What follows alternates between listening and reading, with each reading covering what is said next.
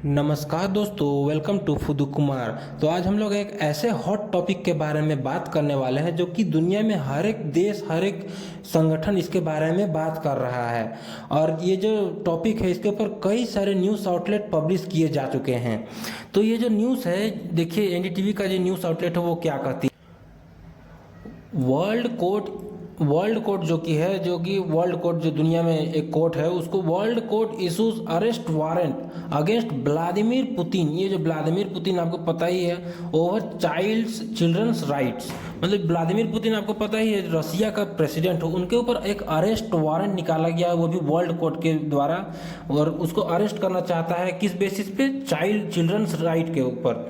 तो ये जो न्यूज़ है पूरा एकदम दुनिया में फैल गया, जिसके चलते ये जो अरेस्ट वारंट निकाला गया उसके कई सारे देश के प्रधानमंत्री, राष्ट्रपति, वो सब प्रशंसा भी कर रहे कि हाँ इनको अरेस्ट करना ही चाहिए। जैसे कि देखिए जो बाइडन भी कह रहे कि हाँ ये जो वार क्राइम्स किया गया है यूक्रेन में, चिल्ड्रन अब्यूज़ जो भी किया गया वो सब सही डिसीजन लिया गया है और इनको अरेस्ट जरूर करना ही चाहिए। ये जो पुतिन है इनको अरेस्ट करना ही चाहिए। देखो आईसीसी वेलकम्स वार क्राइम्स, मतलब बाइडन खुला एकदम सपोर्ट कर रहे हैं आईसीसी का, इंटरनेशनल क्रिमिनल कोर्ट का, कि हाँ सही में ही इनको अरेस्ट करना ही चाहिए। जो पुतिन है इसको अरेस्ट करना चाहिए। और यहाँ पे जो बाइडन ही नहीं, जैसे कि और कई सारे संगठन हैं जो कि जैसे कि यूएन हो गया। यहाँ पे यूएन को देखिए, वो भी मानता है कि हाँ यहाँ पे यूक्रेन में कई सारे वार क्राइम्स किया गया है, मिस अब्यूज़ किया गया है पावर का रसिया के द्वारा। और इसका जिम्मेदार कौन है? इसका जिम्मेदार सिंपल ये जो इंसान है जिसका नाम है पुतिन, व्लादिमीर पुतिन, यही इसका जिम्मेदार थे। इसके अरेस्ट करना चाहिए, क्योंकि इनको सज़ा मिलना चाहिए। तो वीडियो में तभी से आगे कह रहा हूँ कि अरेस्ट वारंट, तो आखिर ये अरेस्ट वारंट का मतलब होता क्या है? तो किस बेसिस पे ये लोग अरेस्ट वारंट निकालते हैं? देखिए अरेस्ट वारंट अगर हम लोग नॉर्मल भाषा में समझे, अरेस्ट वारंट होता क्या है? तो इसमें कोई भी इंडिविजुअल के ऊपर अरेस्ट वारंट निकाला जाता है। तो मान लीजिए यहाँ पे पुतिन को निकाला गया है अरेस्ट वारंट उसके ऊपर, तो यहाँ पे जो जज होता है कोई भी कोर्ट का, वो मजिस्ट्रेट जो कहते हैं वही अरेस्ट वारंट इशू करता है। ठीक है, वो इशू करता है। और इसमें कोई भी इंडिविजुअल व्यक्ति अगर किसी के ऊपर अरेस्ट वारंट निकालेगा तो उसको डिटेन सबसे पहले तो कर दिया जाएगा, उस इंडिविजुअल को डिटेन कर दिया जाएगा। उसके बाद उसका जितना भी सर्च करेगा, उसको सीज कर देगा। उसका जितना इंडिविजुअल प्रॉपर्टी है उन सभी चीज़ों को वो सीधे सीज कर दिया जाता है, कुछ भी वो अपना यूज़ नहीं करने पाता है। ठीक है, ये तो नॉर्मल सी बात है। चलिए अरेस्ट वारंट निकाल दिया आईसीसी, जो कि आईसीसी जो है वो अरेस्ट वारंट निकाल दिया है। मतलब उनका कहना है कि पुतिन का हम लोग अरेस्ट कर लेंगे। तो यही बीच में अचानक से तो न्यूज़ फैल गया, जिसके चलते यहाँ पर रसिया वाले भी तुरंत से एकदम रिएक्ट किए कि हमारे देश के राष्ट्रपति को ये लोग अरेस्ट करेगा। तो ये जो डिमित्री मेडवेडेव जो हैं, वो एक तरह सिक्योरिटी काउंसिल है रसिया की, उनका कहना है कि ये छोटा Russia mocks world court arrest warrant against Putin, मतलब ये मॉक कर एक तरह से नहीं मान रहा है कि कैसे कोई अरेस्ट कर लेगा हम लोग का राष्ट्रपति को। और हम लोग इसको एक तरह से टॉयलेट पेपर की तरह हम लोग मानते हैं। टॉयलेट पेपर का मतलब है कि कोई भी चीज़ को एक बार यूज़ किए और फेंक दिए, कोई उतना हम लोग लाइटली ले रहे हैं लोग, कैसे हमको अरेस्ट कर देगा? इतना हिम्मत कोई भी संगठन का कि इस इंसान को अरेस्ट कर लेगा, ऐसा हो ही नहीं सकता है, ऐसा इनका कहना है।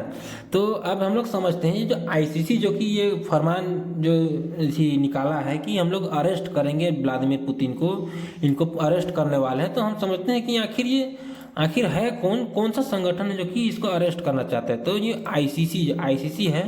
यहाँ पे आईसीसी, इसका जो full form international criminal court, मतलब कि एक तरह से इंटरनेशनली क्रिमिनल कोर्ट सब चीज़ को हैंडल करता है, जो कि 2002 में इस्टेब्लिश हुआ था। और इसमें ये जो कौन सा चीज़ में आखिर ये कोड बनाया गया था, इसमें वार क्राइम्स हो गया है, एक देश से दूसरे देश ह्यूमैनिटी के ऊपर ये डिसीजन लेते हैं, जेनोसाइड हो गया, aggression of when member states are unwilling और अनअवेलेबल टू डू देमसेल्व्स, मतलब कई सारे मुद्दे हैं जिसके ऊपर ये सारे कोर्ट जो है वो बैठता है, अपना सेशन चलाता है। और इसमें कई सारे 15 रिफॉर्म्स भी किए गए हैं, जिसमें मर्डर हो गया, रेप हो गया, इम्प्रिजनमेंट हो गया। ऐसे करते करते कई भी सारे हैं जो जिसके ऊपर ये आईसीसी जो इंटरनेशनल क्रिमिनल कोर्ट, वो इसके ऊपर कई सारे आर्टिकल, मतलब इसके ऊपर वो लोग सजा देता है। तो आपको देखिए ये जो है इन लोग का मीटिंग वाला जो रूम है, यहाँ पे इस सजा दिया जाता है। यहाँ पे देखिए, यहाँ पे जज लोग बैठा हुआ है, यही लोग सजा देता है। और इंटरनेशनल क्रिमिनल कोर्ट का जो हेडक्वार्टर है, देखिए यहाँ पे ऐसा दिखता है, इसका जो बिल्डिंग हो यहाँ ऐसा दिखता है। तो अब हम लोग बात करते हैं ये जो इंटरनेशनल क्रिमिनल कोर्ट है, उसमें लगभग 900 स्टाफ मेंबर काम करते हैं, जो कि 900 कंट्री से आए हुए हैं और वहाँ पे काम करते हैं। इसका जो मेन लैंग्वेज है वो 6 ऑफिशियल लैंग्वेज जैसे इंग्लिश हो गया, फ्रेंच, अरेबिक, चाइनीज, रशियन और स्पेनिश। सोचिए रशियन वहाँ पे ऑफिशियल लैंग्वेज है, जिसमें से 2 वर्किंग लैंग्वेज है जिसको कहा जाता है इंग्लिश एंड फ्रेंच। ये दोनों वर्किंग लैंग्वेज। इसका हेडक्वार्टर, आईसीसी का हेडक्वार्टर है हॉज, नीदरलैंड में। मैप में आपको मैं समझा देता हूँ हॉज कहाँ पे है। नीदरलैंड, देखिए नीदरलैंड यहाँ पे है, यूरोप कंट्री में से आता है वो, और यहाँ पे इसी में से एक हॉज इसका शहर है जो कि यहीं पे आईसीसी का ये जो हेडक्वार्टर है वो यहाँ पे स्थित है। तो आपको ये देख के समझ में आ गया कहाँ पे हॉज है। तो और हम लोग बात करते हैं आईसीसी आखिर किस टाइप का संस्था है। तो ये जो आईसीसी है वो टोटल 123 कंट्रीज मतलब इसको सपोर्ट करते हैं, वही लोग चलाता है। 123 कंट्रीज का ग्रुप है जो कि आईसीसी को होल्ड करता है। आईसीसी इंटरनेशनल क्रिमिनल कोर्ट को, जिसको कहते हैं रोम स्टैच्यू। रोम स्टैच्यू में 123 कंट्रीज है, जिसमें से अगर देखा जाए तो और भी सारे कंट्रीज हैं, जैसे कि टोटल मान लीजिए और भी 123 को यहाँ पे है, तो दुनिया में और सारे कंट्री जिसमें से 42 को जो नेशन है, जैसे 42 कंट्री है, वो लोग ये आईसीसी को मानता ही नहीं है, मतलब ज्वाइन ही नहीं किया है। हम लोग इससे कोई मतलब है। और मजे की बात आपको बताएं, यहाँ पे मान लीजिए इंडिया हो गया, यूएसए हो गया और चाइना हो गया, जैसे मेन जो देश है सुपर पावर कहा जाता है अभी, हमारा प्यारा देश भारत भी ये आईसीसी में आज तक से कभी भी ज्वाइन नहीं किया है। ये लोग मानता ही नहीं कि ऐसा कोई कोर्ट भी हो सकता है। ये लोग रोम स्टैच्यू का मतलब मेंबर ही नहीं है, समझ लीजिए। अब मैं आपको बता दूं, एक ये फोटो आप देख रहे हैं, इसमें देखिए जो रेड कलर का जितना भी यहाँ पे आपको दिख रहा है, ये जो रेड कलर का है, ये लोग एक तरह से ये लोग मेंबर नहीं है आईसीसी का। आईसीसी जो है उसका मेंबर नहीं है। और ये जो ग्रीन कलर में आपको जहाँ जहाँ भी दिख रहा है, ये ग्रीन कलर हो गया, देखिए यहाँ पे कनाडा, यहाँ पे जितना साउथ अमेरिका का, यहाँ पे ऑस्ट्रेलिया, ये सभी लोग ये लोग आईसीसी का मेंबर है। ये लोग मेंबर है। इसमें जो ये ऑरेंज कलर का दिख रहा है, ये लोग पार्शियल मेंबर है एक तरह से बोला जाए तो। मतलब ये लोग नॉर्मल जो सुपर पावर है, देखिए यहाँ पे रसिया हो गया, यहाँ पे यूएसए हो गया, ये लोग नॉर्मली मानता नहीं है। जैसे इंडिया का हो गया, ये तो डायरेक्ट बोलता है कि नहीं हम आईसीसी को मानते ही नहीं है, इसका मेंबर ही नहीं है। ये लोग थोड़ा थोड़ा मान ले 10% हाँ हाँ है वो है, ऐसा कहते रहता है। और हम लोग बात करें आईसीसी की, तो आईसीसी एक बहुत बड़ा संस्था 123 नेशन चलाता है, तो इसको फंडिंग वहीं से ही मिलता है। यहाँ पे मैं आपको समझा दूँ, यहाँ पे टोटल 900 स्टाफ जो काम करते हैं, इसमें जो 123 कंट्रीज है, यही लोग यहाँ पे इस आईसीसी को फंड प्रोवाइड करता है। इसमें से कई सारे रोम स्टैच्यू का जो है उसमें से बहुत सारे संगठन हो गए, यूनाइटेड नेशन हो गया, और कई सारे देश के गवर्नमेंट हो गए, जैसे अमेरिका हो गया, चाइना हो गया, इंडिया हो गया, ये सारा वहाँ पे फंड, जिससे ही ये कि आईसीसी चलता है। ये लोग का मजा देखिए, मतलब गवर्नमेंट का पैसे लेकर वही लोग गिरफ्तार करेंगे कह रहा है। और यहाँ पे अब हम लोग वीडियो को समझते हैं कि आपको तो समझ में आ ही गया है कि ये जो आईसीसी है वो क्या है और किस तरह से यहाँ कितना देश यहाँ पे शामिल है। टोटल देखिए पूरा वर्ल्ड में आपको समझ में आ ही गया होगा। तो अब हम लोग बात करते हैं कि यहाँ पे जो पुतिन है उनको आखिर किस बेसिस पे ये जो आईसीसी है वो अरेस्ट करना चाहती है और क्या चार्जेस पुतिन के ऊपर लगाया गया है। तो इनके ऊपर सबसे पहला जो चार्ज है वो है कि deportation of children and unlawful transfer of people from Ukraine to Russian Federation. मतलब जो चिल्ड्रन, जो वहाँ पे बच्चे हैं, चाहे कई सारे वहाँ पे जो छोटे छोटे बच्चे हैं, चाहे बड़े बड़े बच्चे हैं नॉर्मल 20-21 साल का, उस सभी चीज़ को ये लोग एक तो सबसे पहले कैद कर लिया और वो सबको सीधे रशियन फेडरेशन में ले गए, यूक्रेन से सीधे रशियन फेडरेशन में ले गया। अब ये जो पूरा अरेस्ट वारंट है वो दरअसल यूक्रेन और रशिया के बीच में वार का ही चलते निकाला गया है। और ये जो मेन मुद्दा इसी के ऊपर बेसिस के ऊपर इसको क्रिमिनल कोर्ट जो है वो अरेस्ट करेंगे पुतिन को। और वार क्राइम्स, एक वर्ड होता है वार क्राइम्स इन यूक्रेन में वार क्राइम्स किया गया है पुतिन के द्वारा, इसे उनको अरेस्ट किया जाएगा, ऐसा उनका कहना है। और हम लोग बात करते हैं क्या आईसीसी, ये जो आईसीसी है, क्या वो सही में ही कोई भी देश का मान लीजिए प्रेसिडेंट चाहे राष्ट्रपति, क्या वो सही में ही अरेस्ट कर सकते हैं और क्या वो पुतिन को अरेस्ट कर सकते हैं। तो हम लोग इसी के बारे में बात करते हैं। अब यहाँ पे देखिए एक न्यूज़ क्या कहता है कि देखिए पुतिन को अरेस्ट करना कोई छोटा मोटा बात नहीं है, कहा कि वो बहुत पावरफुल इंसान है। सोच सकते हैं रशिया का प्रेसिडेंट है तो वो एक बहुत पावरफुल इंसान है, जिसको अरेस्ट करना कोई छोटा मोटा बात नहीं। कोई भी जैसे आईसीसी हो गया चाहे कौन पीसीसी हो गया, वो लोग अरेस्ट करना एकदम बहुत इम्पॉसिबल है।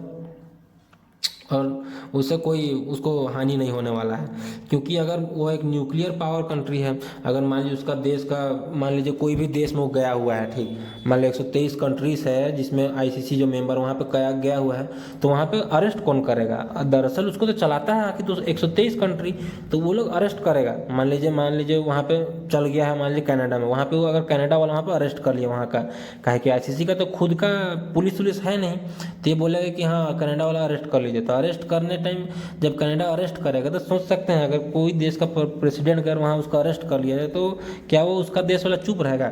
सीधा उड़ा देगा। और रसिया समझिए ना, न्यूक्लियर पावर है, दूसरा दिन में वो कनाडा खत्म हो जाएगा, अरेस्ट का करेगा। इसीलिए ये पॉसिबल नहीं है कि कोई अरेस्ट कर ले पुतिन को। अलग बात है कि वो लोग कुछ निकाल दिया है, तो इसमें अब कई सारे अंदाज़ा लगाया जा रहा है कि जो पुतिन को अरेस्ट चार्जेस लगाया गया तो उससे आखिर उसको हानि या तो लाभ क्या होगा। तो इसमें वो कह रहा है कि उसका एक पब्लिक ओपिनियन जो रहता है इंटरनेशनल में, वो थोड़ा सा हानि होगा, नॉर्मल सा बात है तो होगा ही, और इससे पुतिन का जो पोजीशन है रसिया में वो थोड़ा सा वीकेंड होगा, ये जो चार्जेस लगाया गया है उसके बेसिस पे, क्योंकि यहाँ पे जो बच्चा लोग का बात है, इसीलिए तो ये सब तो चलिए समझ गए कि हाँ ये लोग कई सारे जो निकाल रहा है कि हाँ हम लोग निकाल दिए हैं कि हाँ इसको अरेस्ट करेंगे। तो इसी बीच में देखिए एक न्यूज़ जो बहुत ज़्यादा वायरल हो रहा है कि जो चाइना के जो राष्ट्रपति हैं शी जिनपिंग, वो अगले सप्ताह मॉस्को जाने वाले। मॉस्को क्या हुआ? मॉस्को रसिया का राजधानी है, वहीं ये जाने वाले हैं और वो पुतिन से मिलने वाले हैं। देखिए यहाँ पूरा दुनिया खिलाफ में, यहाँ पे रसिया हो गया, चाइना हो गया, दोनों अमेरिका का दुश्मन देश, दुनिया एकदम मिलने में अपना ये लोग कर रहा है। और यहीं बीच यूएसए के जो ब्लिंकन है फॉरेन मिनिस्टर, वो कहते हैं कि उनका कहना है कि ब्लिंकन से China might give weapons to Russia, मतलब चाइना का ये जो विजिट है उससे कयास लगाया जा रहा है कि ये जो चाइना है वो रसिया को वेपन देगा और यूक्रेन से लड़ने के लिए और एडवांस करेगा ताकि वो लड़ सके। और इसी बीच में जब से यूक्रेन में लड़ाई हुआ है यूक्रेन और रसिया का, तो इसमें एक तो सबसे ज़्यादा ट्रेड हो रहा है, जो कि इंडिया से सबसे ज़्यादा ट्रेड हो रहा है, इंडिया से ट्रेड हो रहा है। इसी बीच चाइना का देखिए, चाइना के बीच में ट्रेड 2015 में कितना कम था, लगभग 3.5 बिलियन डॉलर लगभग था, लेकिन 2022 आते आते देखिए यहाँ पे 120 बिलियन डॉलर का ट्रेड चाइना के साथ में ये लोग स्टार्ट कर दिया है। एक बहुत ज़्यादा गंभीर विषय है, क्योंकि यहाँ पे अगर दोनों देश मिल जाए तो एक तरह से यूक्रेन, कई सारे थ्रेट भी हैं भारत के लिए भी हैं, लेकिन अब हम लोग देखते हैं कि क्या ये लोग अरेस्ट करने, ये जो अरेस्ट वारंट है क्या कितना प्रभाव करता है पुतिन के ऊपर। हमको कमेंट करके ज़रूर बताइए क्या पुतिन को क्या अरेस्ट करना चाहिए, क्योंकि ये सब फिजूल की बातें हैं, बस ऐसे ही लोग हमें ही उड़ा दिया है। Thank you for watching this video and God bless you all.